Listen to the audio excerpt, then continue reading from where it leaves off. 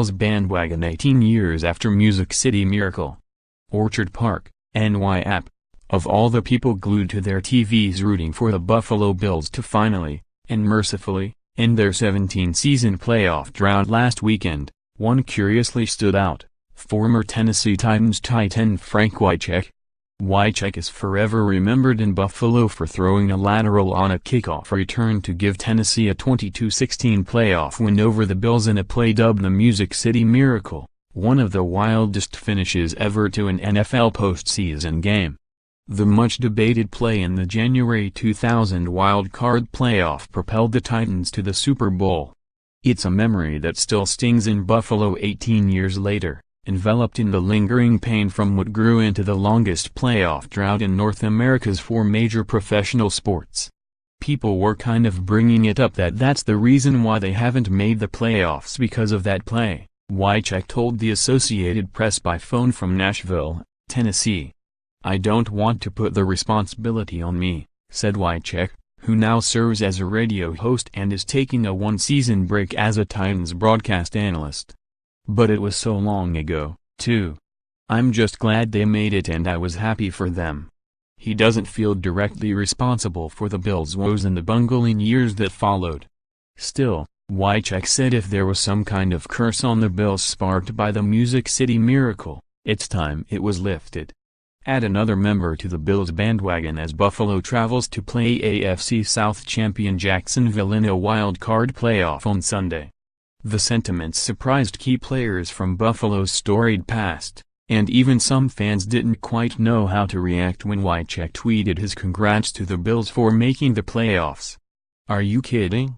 said Rob Johnson, the Bills quarterback at the time who started the game over Doug Flutie. "Does he feel bad?" "Wow. Really?"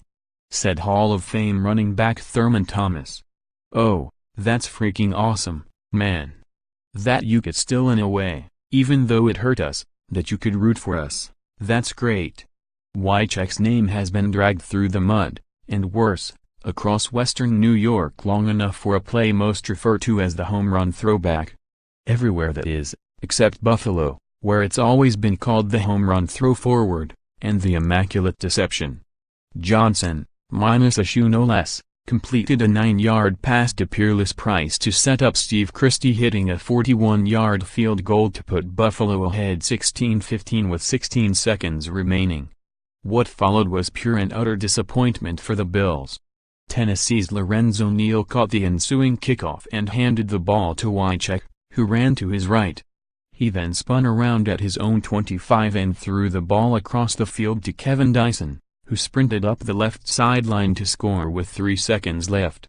The 75-yard touchdown stood up after a lengthy video review, and the stunning loss spawned what became a playoff drought that tied for fifth longest in NFL history.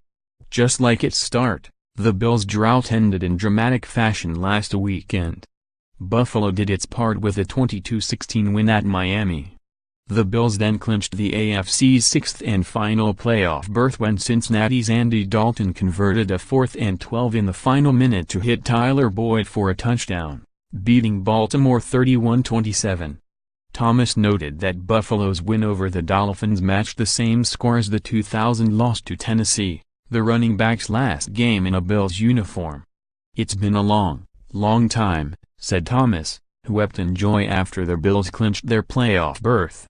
After spending many of these last 17 years answering questions about the drought, and wondering if the Bills might in fact be cursed, Thomas is relieved everyone can finally put it behind them. "The fans are living it now. Enjoy," said Thomas, who was on the Bills teams that reached and lost 4 consecutive Super Bowl appearances in the early 1990s. "It's time to create some other memories." Even former Bills players who never earned a chance to enjoy a playoff appearance in Buffalo celebrated. "I'm trying to live vicariously through them because I didn't get to live it," said punter Brian Moorman, who played for the Bills from 2001-13.